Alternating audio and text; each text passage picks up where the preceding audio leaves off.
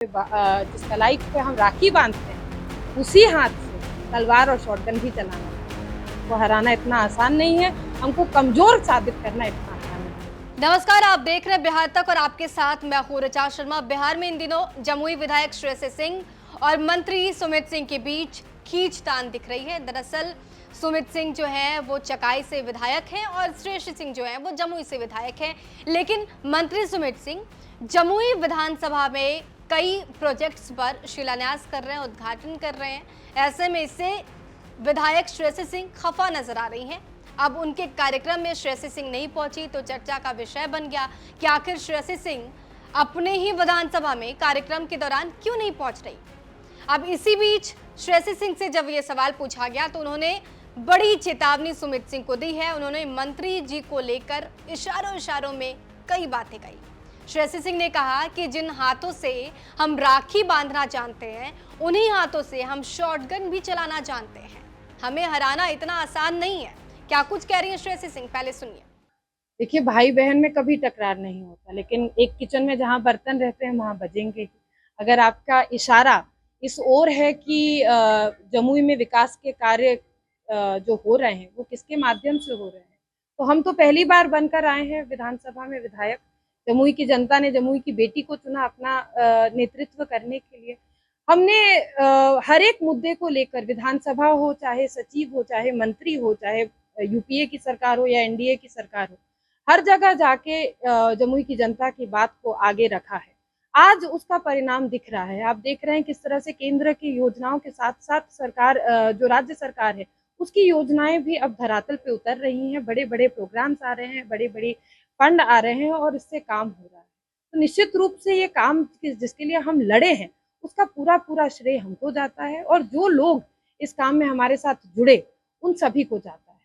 ये सब बात सच है कि अगर कुछ लोग इस बात का श्रेय आज लेना चाहते हैं तो मुझे लगता है ये जमुई के लिए अच्छी बात है, क्योंकि जितना जमुई विधानसभा पे लोग ध्यान देंगे तो जमुई का विकास होगा। और अंत में हमारी तो यही सोच है, या हमारे पिताजी की भी यही सोच और सपना था कि बिहार को एक विकसित प्रदेश हो। और हमने चुनाव के वक्त बोला था कि जब बिहार विकसित प्रदेश तो तभी बनेगा जब जमुई से हम लोग उस विकास की शुरुआत करेंगे। तो विकास का कार्य जितना भी जमुई में हो रहा है उसके लिए हम श्रेय भी लेते हैं और साथ ही साथ राज्य सरकार और भारत सरकार को धन्यवाद भी देते हैं। और जो आपने टकरार की बात की, ऐसी कोई टकरार नहीं। अब आपको बताते हैं कि पूरा मामला क्या है। दरअसल बिहार सरकार में मंत्री हैं सुमित कुमार सिंह और वो जमुई विधानसभा में कई योजनाओं का शिलान्यास करते हुए इन दिनों नजर आए। अब ऐसे में सवाल ये था कि जो विधायक है जमुई की, वहीं इन योजनाओं के कार्यक्रम में शामिल नहीं हुई।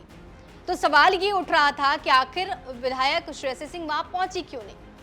तो जवाब ये सामने आया कि मंत्री सुमित कुमार सिंह की तरफ से श्रेयसी सिंह को आमंत्रण ही नहीं भेजा गया, मतलब श्रेयसी सिंह को वहां पर बुलाया नहीं गया। जिसके बाद श्रेयसी सिंह भड़क गई और ऐसे में उन्होंने इस तरह की चेतावनी सुमित सिंह को दी है।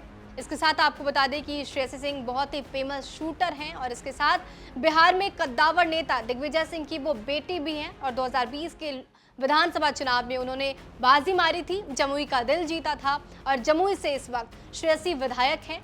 ऐसे में उनके कामकाज की सराहना भी बहुत हो रही है। लेकिन इसी बीच सुमित कुमार सिंह जो कि मंत्री हैं बिहार सरकार में, उन्होंने उनके क्षेत्र में, विधानसभा क्षेत्र में जाके कुछ योजनाओं का शिलान्यास किया, उद्घाटन किया।